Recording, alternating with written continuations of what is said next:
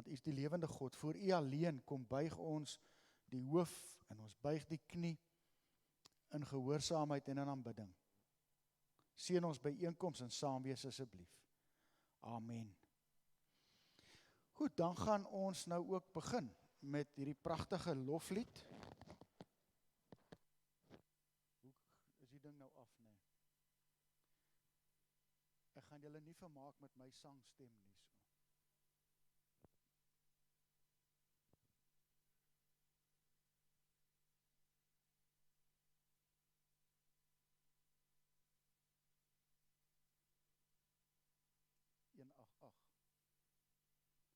Daar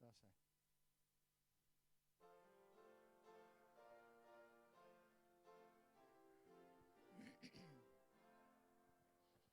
Dank nou almal God, met hart en mond en hande, loof hom wat wonders doen, tot in die verste lande. Van vroeg van kindspeen af, het hy ons trouw bewaar, en tot vandag toe nog geseën en gespaar. Hoe goed, so ryk en goed, gee ons solank ons lewe, altyd 'n blye hart, as dit U wil is vrede. Laat die genade ons van verlig en gevaar, in donker ure ons van struikeling bewaar.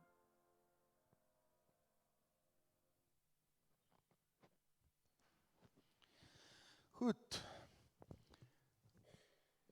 omdat ons kinders van die Here is, omdat ons disippels van hom is, kyk ons anders, omdat ons glo. Ons leef anders, omdat ons glo. En ons is anders, omdat ons glo. Dis die oorhoofse tema, van wanhoop na hoop.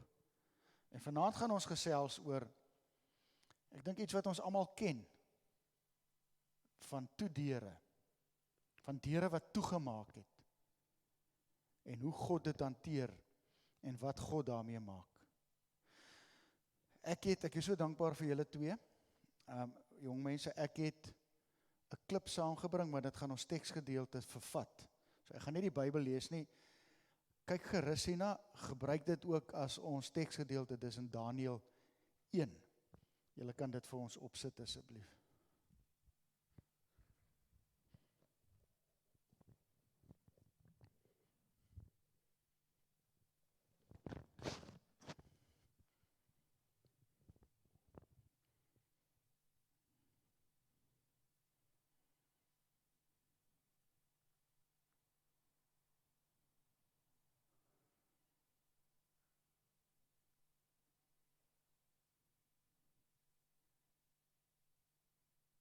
God's story, Daniel. So part of God's story is about a guy named Daniel, and it goes like this. Daniel was a Jew, which means he was part of God's special family. But when he was a young man, a king called Nebuchadnezzar, let's call him Nezzar, came in from the city of Babylon and took over. He chose the smartest, strongest, most handsome Jewish men to leave their home and come work for him in his palace. One of those young men was Daniel. Even though most people in Babylon didn't follow God, Daniel and his friends did. So they had to figure out how to obey God and serve the king. For starters, they had to go through a training program where they were fed royal food. The problem was, King Nezzar had also offered that food to idols or false gods. And since they followed God, they wanted nothing to do with idols. So, Daniel had an idea. He asked the chief of the king's staff if he and his friends could eat vegetables and water for 10 days instead. If they got too weak or skinny, they'd eat something else. Well, guess what? God made them even stronger than the men who ate royal food. God gave Daniel extra understanding, too. In fact, a few years later, the king had a nightmare. Nobody knew what it meant. Daniel told King Nezer that he would ask God to show him. God did. After that, King Nezer adored Daniel. He even said God was pretty great, which was a big deal, because the king didn't even think about God before that. But soon, he made it hard for Daniel to follow God again. That's because the king built a huge gold statue of himself, 90 feet tall. Anybody who didn't bow down to it would be thrown into a furnace. This time, Daniel's friends were the ones in trouble. Their names were Shadrach, Meshach, and Abednego. They told the king, "The God whom we serve is able to save us. But even if he doesn't, we will never worship the gold statue you've set up." So they got sent into the fire. Well, pretty soon the king looked into the furnace and noticed that there were 4 men, and they were walking around. An angel of the Lord was protecting Daniel's friends. They got out alive and didn't even smell like smoke. God didn't stop them from getting punished, but he did go through it with them. The king had never seen a God who would rescue like that. Afterwards, King Nezer didn't mind if Daniel and his friends worshipped God, but the king still worshipped idols too. So God sent him another dream, and Daniel told him what it meant. King Nezer would live in a field and eat grass like a cow for 7 years. In other words, he'd go crazy until he realized that God is the only one we should worship. Kids, God doesn't want everybody to worship whoever they want. He wants everybody to worship him. Anyway, Daniel kept working for other kings of Babylon, even after King Nezer. God continued to help him understand dreams and visions. And even though he had to give a lot of bad news, Daniel did excellent work, and he was really well liked by the kings. In fact, one king named Darius liked Daniel so much that others got jealous. They tried to get Daniel in trouble. But they knew the only way to do that was to make a law against God. They suggested that everybody pray only to King Darius. That made the king feel important, so he made it a law. Anybody who disobeyed would spend the night in a den of lions. Daniel kept right on praying, though, and when King Darius found out, he was sad. He didn't want to punish Daniel, but now it was the law. He said, "May your God whom you serve faithfully rescue you." And guess what? God did! He sent an angel to shut the lions' mouths. Daniel served 4 important kings, and he followed God. But whenever it came down to obeying God or the king, Daniel chose God every time, no matter what. And even though Daniel had to do some really hard things, God was always with him. And that's the story of Daniel. So in case you missed it, here's the quick version. Daniel was taken to Babylon. He asked for vegetables. God made him strong. God gave Daniel understanding. Daniel's friends obeyed God instead of the king. They got punished. God rescued them. Daniel understood more dreams. He was the king's favorite. Others got jealous. Daniel obeyed God instead of the king. He got punished. God rescued him. Daniel served God no matter what. And that's a part of God's story.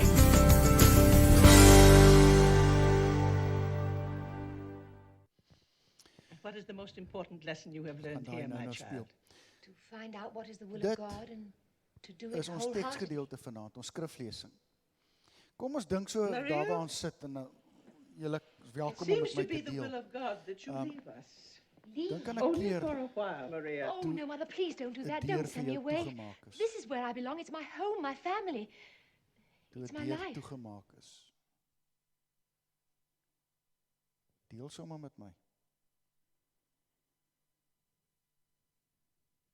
Ons almal ken dit. Jy was voorberei vir iets en toe gebeur dit nie. Of jy is oorgesien by die werk met 'n promosie.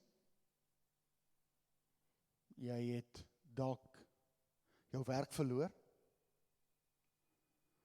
Dalk jou besigheid. Enige een. Julle is welkom. Dis dit nie met jou as jy is met jou kinders. Goed. Kom ek deel sommer my storie.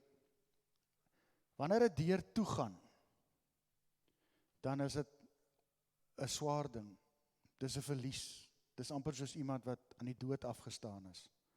So 2 jaar terug het so rondom Junie, Julie, toe is ek en my kollega ingeroep en ons verstaan dat met COVID een van die 2 poste getermineer moet word. En my vrou is 'n regsgeleerde en ons het die wet gaan bestudeer en die wet's baie duidelik. Die laaste een in is die eerste een uit. En dis 'n lang storie nou wat ek kort maak. So kom dit dat vroeg in Desember ek my ontslagvorm gaan teken. En ek stap daar uit. Vir die eerste maal in 33 jaar waar ek nie 'n gemeente het om voor te sorg nie. Waar ek vir die Here vra, Here, is dit nou die einde van my roeping? Is dit die einde van my bediening? Ek is op daai stadium 56 jaar oud. Ek het 11 jaar nog na pensioen toe. En ons het die somme uitgewerk en dit is net, jy kan vir jouself dink, daai laaste 11 jaar wat pensioendraand moet wees is, dis fataal. Maar daai deur het toegegaan. En in hierdie tyd, net mooi in hierdie tyd, toe sterf Dominee Marius by Van Stadensrivier aan COVID. En ek het vir Dion van Rooy en die konsulent gebel en sê, Dion, luister, ek gaan nou los wees, het is Desember, ek weet die manne is met vakansie en goed. As daar ergens iemand is wat 'n preekbeurt of wat nodig het, ek is beskikbaar. En voor ek my kon kry, toe ek in 'n onderhoud by die gemeente, en ek is op my aandringe 6 maande kontrak, en voor daai 6 maande kontrak verby is toe, hulle my voltyds aangestel tot met aftrede. Wanneer 'n deur toegaan, maak God soms 'n venster oop. En dis die goed wat ons moet hoor. Dis die goed wat ons in hierdie land vanaand moet hoor, want ons lewe in wanhoop. Daai 2 ouers soos hulle daar sit, is baie bekommerd oor hulle kinders se toekoms. Baie bekommerd. En hulle moet wees. Ons wil nie al ons kinders oor see hê nie. Dit is ook nie wat moet gebeur nie. So ons is bekommerd. Wat is die goed wat jou bekommerd maak? Dink 'n bietjie daaroor. Wat maak jou bekommerd? Ons het die naweek, het ons 'n gemeente naweek gehad, ons Pinkster so gedoen, en 'n vrou antwoord my en sê vir my, wat my die meeste bekommer is of my kinders saam met my in die hemel gaan wees. Dis 'n goeie bekommernis. Daar's 4 redes wat ek vanaand gaan noem, hoekom deure soms toegemaak word. Ek kan maar vir ons daar sê, ja. Die eerste, dis tyd om aan te beweeg. In 'n besigheid, kan 'n besigheid nie stagneer nie. Die goed wat 20 jaar teruggewerk het, werk vandag definitief nie meer nie. En as 'n mens nie voorbly nie, en aanhou nie dink nie, dan gaan jy dit eenvoudig nie maak nie. En dis hoekom dit moeilik vir 'n pa en 'n seun is om saam te boer. Ek onthou my oom Happy op die plaas, sy pa het 'n baie groot Jersey stoetery, melkstoetery gehad. Hy het gereeld oorgevlieg Jersey eiland toe en hy het gaan koeie haal. Maar die oom het sy manier gehad. En my, jy skitkop, jy weet hoe het werk. En my oom was jonk en dinamies. Ek onthou daar was 'n stadium 'n groot bekleierery, want die koeie het elke dag dieselfde pad gestap en hulle het later 'n erosie voorgestap. En my oom het gesê, kom ons spanne 12 volt, julle ken hierdie skokmasjien drade? Die ou oom het dit gaan afval, toe sê hy, mens boer nie so nie. Gevolg is, my oom het nooit gaan boer nie. Eers toe sy pa dood is, toe is my oom al hoog in sy ouderdom. So hulle die plaas verkoop. Ons kan nie aanhou dieselfde goed oor en oor en oor doen nie. Ek kan nie my kinders grootmaak soos my oupa sy kind groot gemaak het. Nou gaan hulle vir my vra, hoekom nie? My kinders is gevoeder. En my kleinkind is 14 maande oud en ek sien haar pa rapsa soms. Daar is sekere beginsels wat dieselfde is. Maar die wêreld het verander. Tegnologie het gekom. Selfs in tegnologie, dit wat vandag werk, is môre al so verouderd dat dit nie meer werk nie. So daar kom 'n tyd wat deure moet toegaan, sodat ons kan aanbeweeg. Dis nodig. Die tweede, die plek waar jy nou is nie tot jou eie voordeel nie. Dit kan ook gebeur. Kan ook gebeur dat in jou werk, jy so opgeneem word in jou werk, dat jou gesin daaronder lê, dat jou geloof daaronder lê, dat jou verhouding met die Here daaronder lê. Dat dit jou gesondheid aanraak, dat die hartaanval dreig, dat die bloeddruk hoog is. Soms maak die Here daai deur toe, om vir jou te sê,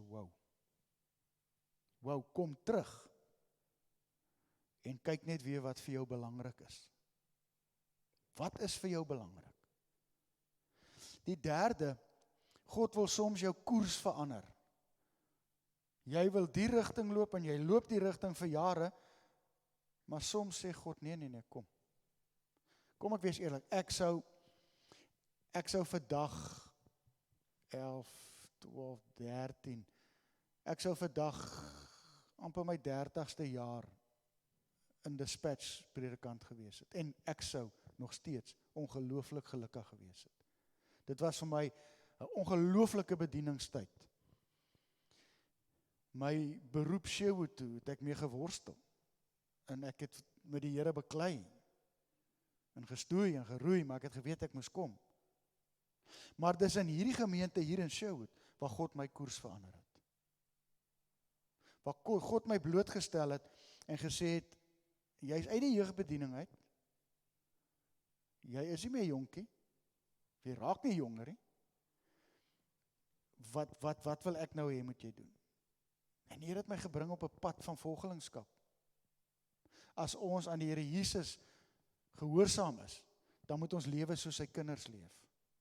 So dit was 'n ongelooflike belangrike tyd in my eie geestelike vorming en groei. Die Here het my koers verander. Op dispatch sou ek nog steeds gedoen het, verseker wat ek daai tyd gedoen het. Was nie meer in God se plan vir my nie. En dan die laaste, ons vind dat deure toegaan oor onreg wat ander ons doen. Iemand, ek het 'n diaken wat sy eie besigheid het, en hy sê 2 jaar terug was sy omset 1.6 miljoen, nou is dit 300.000. Daar's soveel wat deure toemaak, omdat mense hulle nie betaal nie. Die werk is daar, maar die geld is nie daar nie. Mense wat jou besteel, mense wat jou belieg, mense wat jou bedrieg, mense wat eenvoudig nie goed is vir jou nie. Dit maak soms dat deure toegaan.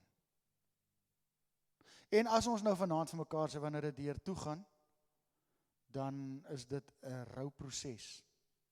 Dan is dit waar. Maar wat maak ons daarmee? Ons het sopas die verhaal van Daniël gekyk. Daniël word uit sy familie, kring, sy stad, sy land, hy word weggeneem. Hy en sy drie vriende. Hulle word weggeneem. En hulle word in 'n vreemde god, 'n vreemde koning, met 'n vreemde afgod, sy paleis geplaas. En onthou, hulle was die mooistes, gaan lees maar, hulle was die mooistes, die slimstes, hulle was intelligent, hulle was mooi gebou, hulle was die roem, die adel van die volk gewees. En hierdie koning was baie slim, hy het gesê, kom ons leer hierdie ouens om te dink soos ek dink, dan kan hulle in hulle eie land my belange gaan bestuur. En Daniël het beleef dat dit deur toe gaan. Daai deur is gesluit. Kan nie teruggaan nie. Maar God maak vir hom 'n venster oop. Eers, toe hulle agterkom maar hierdie lieflike sosaties, wors en chops en al hierdie goed wat hierdie koning en sy mense eet, is aan die afgode gewy. toe sê hulle, gee vir die tempel, waar gee vir ons groente. Ek kan nie dit dink nie, maar okay. Kan jy jou dink nie? Dat jy net groente loop eet? Ek weet daarmee. Maar ons gaan dit nou maar so vat en vertrou. En die tempel, en hy sê vir hulle, die paleiswag sê, maar joh, dis moeilik, want as julle kondisie swakker as die ander is, gaan ek in die moeilikheid wees. En God maak dat hulle kondisie baie beter as die ander is. Dis sigbaar beter as die ander. God het 'n deur oopgemaak. Dan kom hierdie mense en hulle bou hierdie massiewe standbeeld en hulle sê vir die mense, as julle nie voor hierdie standbeeld buig nie, dan gaan ons julle in die vuuroond gooi. En Daniel se 3 vriende, kan julle die name onthou, hoe het ons hulle genoem? Saterdag, meelsak en appel een oog, ja. Dis hoe ons het geleer ken het. En hulle weier, hulle word gevang. Daar staan in Daniel 1, hulle het daai vuuroond so warm gemaak, hulle het dit hout ingegooi, net dat die ouens wat die hout ingegooi doodgebrand het buitekant. So dit was erg. So daar word 'n deur vir hulle oopgemaak en is binne in die vuur in. En skielik is daar 4 mense in hierdie oond. Skielik is God se engel daar. En hulle stap in die oond rond en sing seker ek met my wandelliedjie, jy met, hulle geniet dit, want God is by hulle. En dan staan daar dat hulle nie eers na rook geruik het nie. Sjoe. Nie 'n haar op hulle hoof geskroei nie. En dan onder 'n ander koning, omdat die mense jaloers is, julle het dit gesien, wil hulle nog 'n deur toe maak. En hulle sê, jy mag nie God aanbid nie, jy moet die koning aanbid. Hy is die belangrikste. En Daniel het, soos hy gewoonte is, het hy sy vensters na Jerusalem toe oopgemaak, 3 maal 'n dag en hy het gebid in die rigting van Jerusalem, en hy het God aanbid. En dan sit hulle hom in 'n leeukuil, met 'n hongerklomp leeu's. En God maak die leeu se bekke toe. Wonder of Daniel oor die koppe gevry en sê kitty of wat ook al. Wanneer deure toe gaan, kom ons hoor dit vanaand, maak God vensters oop. Hy doen dit altyd. Ek en jy weet dit. Jy ken die situasies waarin jy was in die verlede. Nou die een ding wat die duiwel baie graag doen, is hy wil ons geheueverlies gee, want hy wil hê ons moet onthou nie. Maar as jy mooi terugdink, hoeveel deure het God vir jou oopgemaak? Hoeveel keer het God jou koers verander? Hoeveel keer het God met jou gewerk? Hoe is dit moontlik dat 'n suksesvolle CA met sy eie besigheid briljant doen, en dan los hy alles en hy gaan swat onderwys, kindertjies te werk? Of 'n briljante advokaat, los alles, en hy word 'n dominee. Hoekom? God verander koers. God bepaal my en jou weë. God wil hê die rigting wat ons inloop. Gesels met 'n vriend van my wat 'n sielkundige is, beroepsielkundige, en hy sê, jy kan nie glo hoeveel mense van 45 jaar by my kom sit en sê, ek moet 'n koersverandering in my lewe aanbring. Ek moet 'n loopbaanverandering op 45-jarige ouderdom. Moet ek doen. Wanneer deure toe gaan, het ons hierdie verlies, en dit is vir ons swaar. En ons staan en wonder, Here, wat nou? Is dit nou die einde? En dan as ons mooi opkyk, dan sê God, nee, dis nou die begin. Ek het 'n nuwe begin vir jou. Ek het 'n nuwe doel vir jou. Ek het 'n nuwe visie vir jou. Ek het 'n nuwe plan met jou. So kom ons treur oor deure wat toe gaan. Maar kom ons kyk terug. Nie soos Lot se vrou nie. Ons kyk oor 'n jaar van nou terug. En dan sien ons, daar's 'n rede hoekom hy deur moes toe gaan. Daar's 'n rede. Julle het dit al baie ervaar, né, dat jy op pad is om te ry en dan lei die telefoon of jou vrou sit nog make-up aan en jy's 5 minute laat en jy's lekker vies en net om op die pad te kom en sien jy so 5 minute voor jou was daar 'n ongeluk. Ons ken dit. Kon jy gewees het. God werk anders as ek en jy. En wanneer ek en jy die knie voor hom buig, dan doen ons dit in afhanklikheid voor hom, en ons eer hom, en ons loof hom, en ons is in onderdanigheid gehoorsaam aan hom. Is dit maklik? Is nie maklik nie. Is nie maklik nie. Een van die teksgedeeltes wat ek hierdie week gelees en hanteer het, was Jesus wat ook doodsbenoud was, beangs was. Dalk het hulle dit al met julle gedoen, het sal, dan beweeg hy van vrees na vrede. Hoekom? Hoe? Wat bring hom vrede?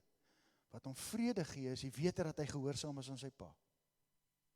Is die wete dat hy binne God se plan is. En daar's geen groter vrede daarin nie.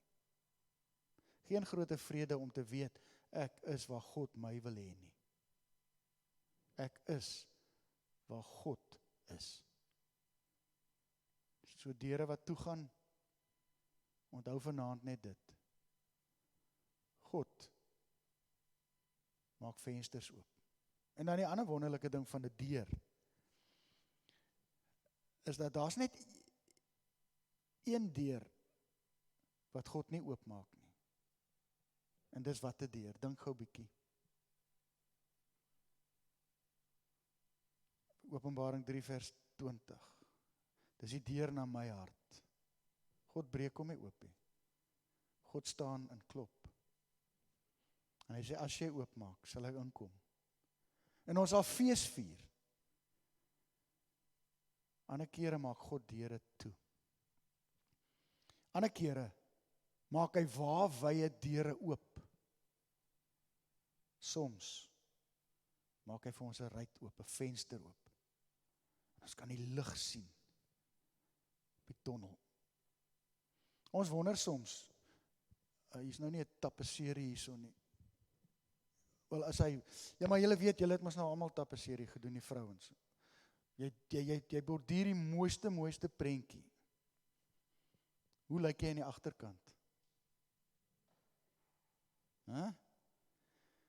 Chaos, nee, gare hang in. En as jy die ding van agteraf kyk, gaan jy dink, wow, mevrou, wat het jy gedraai?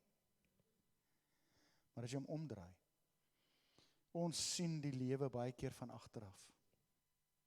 God sien hom van vooraf. God sien hom in sy volmaakte plan, wat hy met my en jou het. So wat sê ek eintlik vanaand? Ons moet God genoeg vertrou, om hom toe te laat, om sy job te doen. Ons moet God vertrou. En nie sy werk uit sy hande uit wil haal nie. Maar nou nie jy bid soos hy oukie gebid het, Here, gee toch vir my girlfriend asseblief, maar laat dit Sunny wees. Sê, Here, gee vir my wie jy wil gee. Ek het Saterdag tussen alles deur het ek 'n paartjie getrou wat, ons is huisvriende met hulle ouers. En die oukie werk nou, al hy's 32, hy werk in Ierland. Het hy nou afgekom om te trou. En ek spot hom nie. Die eerste toe ek hom sien, sê ek, yes, like Bel, ek is so bly. Hy sê, waaroor oom? Sê, jy is nie skeef nie. Hulle trou toe. Hoekom wil ek die storie vertel? Ja, ek kan nou nie. Maar in elk geval, God het hulle, dis hoekom God het hulle by mekaar gebring. En ek vra toe vir hulle, maar hoe dit gebeur? Elgaard, ek meen, ja, dis 10, 15 jaar, of 10 jaar later. Hy sê nie, hy het van skool af 'n oog op hierdie girl gehad. Van skool af, né? Hy is nou 32. Sê, jy het stadig beweeg, my broer. Jy is net lucky, ander ou was nie vinniger as jy nie. En dis hoe dit werk. Op pad hiernatoe luister ek 'n liedjie waar iemand sing en sê, ek kan nie jou hart maak my lief hê nie. God bring dit. God gee dit. En ek en jy moet dit net aanvaar. Hoe daai kind gesê, God said it, I believed it, and that settled it. Dis wat dit is, ek glo dit, en dit sal altyd so wees. Nou, ek het vir die jong mense die klip gebring, nou gaan ek vir julle ou mense, en dan kan jy vir my net sê, waar kom hierdie vandaan? Jy kan vir ons dit speel asseblief. Hoe sê julle? Daar op die galery. As jy hierdie ding nou sien, dan gaan jy verstaan hoekom ek sê ou mense, hoor.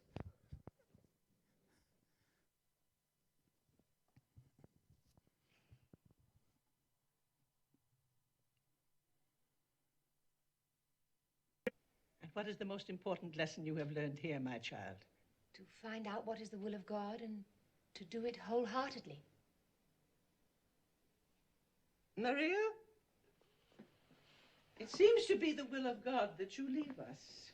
Leave? Only for a while, Maria. Oh, no, Mother, please don't do that. Don't send me away.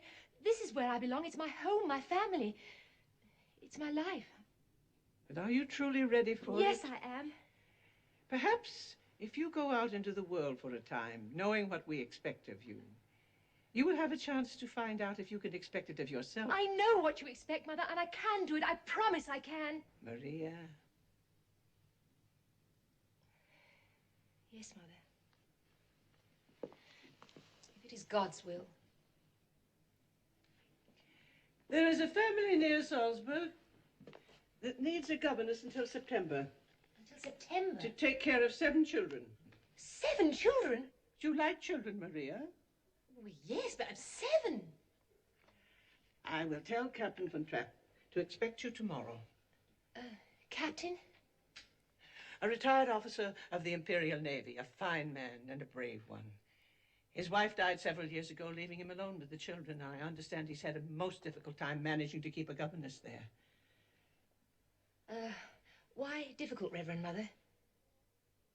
The Lord will show you in his own good time.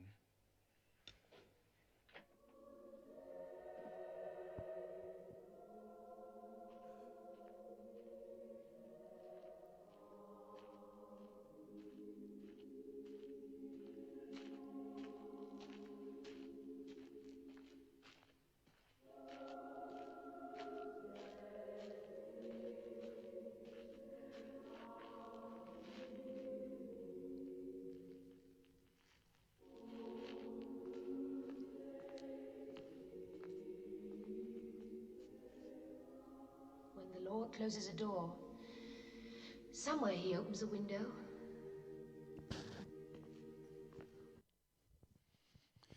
En dit kom waar uit? So oud was jy toe jy dit gesien het? Ons was almal baie jonger, né? Nou, julle moet die movie kyk. Dit is 'n bietjie van 'n sound of, ek weet, dit is 'n bietjie van 'n sing ding, maar byt vas. Hy het 'n ongelooflike mooi storie. En daar kom 'n oorlog, en as ek reg onthou, dan vat hierdie vrou daai 7 kinders in die Switserse berge, die Alpe. En daar ontmoet hulle vir Heidi en Peter. Of het ek my storie nou bietjie de mekaar? Nee, ek het hom de mekaar. Daai selfde God, wat deure toemaak, of wanneer deure toegaan, maak hy vensters oop. Hy is dieselfde God wat vir my en vir jou vandag liefhet. Daarvan skryf Paulus, hiervan is ek oortuig, geen dood of lewe of engele of magte of teensvoordige of toekomstige dinge of kragte of hoogte of diepte of enigiets anders in die skepping kan ons van die liefde van God skei nie. Die liefde wat daar is in Christus Jesus ons Here. Niks skei ons van hom nie. Hy het sy seun nie gespaar nie, maar hom oorgelewer om ons almal te red. Sal hy ons nie al die ander dinge saam met hom uit genade skenk nie? Jesus is God se geliefde seun, sy alles. God het hom vir ons gegee, om dan vir ons 'n nuwe en dalk 'n beter deur oop te maak. Dit is mos nie vir God onmoontlik nie. Wat vandag onmoontlik lyk is vir God mos niks. En ek en jy moet soms met leë bakkane voor God gaan staan en sê, vul dit met jou genade asseblief. En al die ander dinge sal ons kry. Amen. Vader, ons wil U loof en eer en dank. Ons wil U aanbid. Ons moet kom bely, Here, dat wanneer deure toe gaan, dan is dit vir ons moeilik, is omdat ons soms dan in so gerieflike gemaksone sit. En ons weet, Here, COVID het baie goed verander. En COVID het mense gemaklik gemaak. Want daar sit baie van hierdie gemeente, soos in al die ander gemeentes, se lidmate vanaand snoesig in die huis. Gemaklik geword. En ons verskonings is baie keer baie. Ons kom bely dat ons baie keer sukkel om oor vensters te sien. Ons wil aanhou terugdraai en terugkyk na dit wat ons gehad het en hoe dit was en hoekom dit nie meer so is nie. Wees U genadig oor elkeen van ons asseblief. Seën hierdie gemeente, sy kerkraad, sy leraar en bring vir hulle, Here, daar waar U hulle wil hê, omdat hulle gehoorsaam is aan U. Omdat hulle die knie voor U alleen buig. Amen. Goed, ons gaan hierdie volgende, was dit nie al halleluja wyse hierdie nie? Ja. Oh, is pragtig, nee. Sien, dis een van die goed wat nie moes verander het nie. Nee, dis 'n deur wat oop moes bly, dink ons.